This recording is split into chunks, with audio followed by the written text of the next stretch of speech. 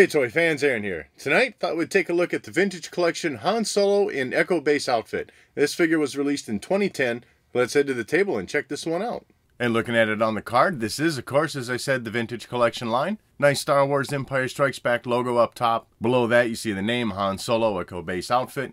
Nice photo in the background of Han Solo, although this isn't him in the outfit that we're getting the figure of. But he does look like he's still on Echo Base. Off to the side, just under his face there, you see that stamp for the free Boba Fett figure. Sticker is more accurate to say, but you get the idea. And then through the blister, of course, you see the Han Solo figure with the included accessories. On the back side, top half, well, the idea was to show the figure on the original vintage card. In this case, though, the figure wasn't issued as, as a vintage figure. So this is its first release, so that's the card artwork you're seeing. The write-up off to the side just talks about celebrating the Star Wars saga. And in that top right corner, you can see he's number 3 in the line. And along the bottom half, you see 5 other figures that were also available in the line at that time. And now taking a look at just the figure, overall head to toe, this thing is looking really good. I do believe this is the only figure to date where they've done that open trench coat look on him without that hood up and stuff. And also this has been kit bashed from a few other figures, at least 2 that I could figure out so far. The arms of this figure come from the torture rack Han Solo that was released in the 30th anniversary collection, and the main body along with the legs were released with the trench coat Han Solo. Maybe it was vintage original trilogy collection. Maybe don't exactly quote me on that one, but I know I saw the figure on my shelf, and they're both identical in those 2 areas.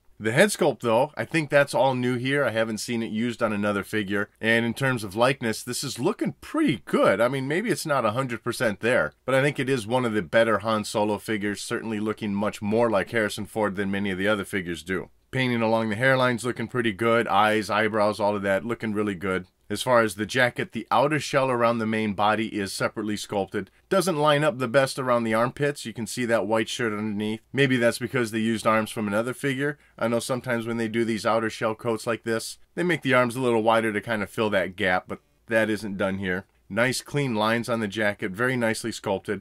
Little quilted pattern along the top and then also along the top edge along the backside. Otherwise, nice straight lines going down. You see some pockets sculpted in there. Nicely painted fur collar around the edge of that hood. Also, you can see on the inside of his coat, it's got a nice white lining to it. I like the little added touch of detail there. It is accurate. You can certainly make it out in the movie. As far as the arms, the brown matches up pretty close. Just a slight color variation. That could also be due to the age of the figure sitting on my shelf. As far as his belt buckle, things are looking nice there. Decent texturing in there for the belt. Just a slight touch of silver in there for the buckle. Then you have the holster belt itself. It's sitting rather loose around the figure. Kind of really want to just pull that up. But it is glued in on the back side. Kind of show that off there, right around his butt. You can see that little dot of glue in there. Aside from that, though, it's looking pretty good. You certainly see that silver buckle painted in. A couple little grommets off to the side. And then you got that functioning holster on the right side of his hip. Pant legs looking pretty good. Just some very subtle fabric folds sculpted in there. You can see he's got his little yellow stripes on the side of his legs. And then the black boots painted on. As for the articulation, the head's on a ball joint. So, of course, you can swivel that all the way around. Get a little wiggling side to side and just a little bit up and down, just not all that much to it. Shoulders are going to get you a 360 and then they raise up well past 90 degrees, so you got a pretty good range of motion there. You got your bend at your elbow and then also your swiveling in there, and that's for both arms. Both wrists are going to swivel also. As far as your waist articulation, of course, you're going to be able to swivel him all the way around. And it's hard to show off, but you get some crunching forward and back, just a little bit side to side. As for your legs, no problem there. That holster is not attached to the legs, so he can bend those straight out. You're going to get your bend at your knee, giving you a good 90-degree range there, along with the swivel. And for the feet, they'll go forward just a little bit, go back a lot, and then also rotate around.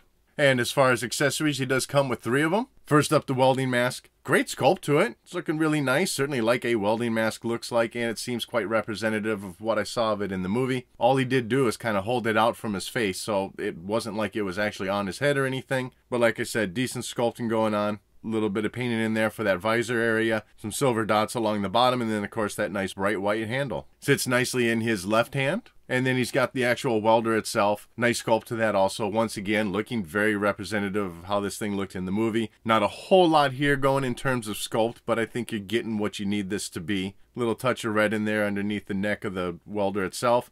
and then the two white grips on it are painted quite nicely. This will fit in his right hand, and if you wanted, you could get it in his left, but he was using it in his right hand. And then finally, he does come with his blaster. Mine has been sitting in his holster all this time, so it's certainly warped because of that. So that part aside, the sculpt of it's looking rather good. Not entirely accurate. That bottom part of the trigger has been cut out so that it just rests within his hand. As you can see, you got a little bit of silver at the nozzle of the blaster. I will say that it does sit a little bit loose in his right hand. It actually fits better in that left hand since it's closed up a little bit more for that welding mask. I don't mind either way, since Han in this particular look of his costume didn't use a blaster. I just keep it in his holster anyways. So I guess to wrap this one up, I really do, like I said, I really like this figure. You know, at that time, certainly through the 30th anniversary collection, leading into the kickoff of this line, we were getting much more scene-specific figures. And certainly that's what this one is here. I mean, this was probably like a whole 1 minute of Empire Strikes Back. But it's still pretty sweet that they put it out there. Gave you a couple great accessories to go along with it. And if you want to stick him on top of the Falcon, make it look like he's welding, you can do that. I'd like him to be able to lean down a little bit more. I don't think any figure has really given us that type of range of articulation to really, you know, lean over, hunch down and stuff. It still looks pretty sweet though, sitting on top of the Falcon.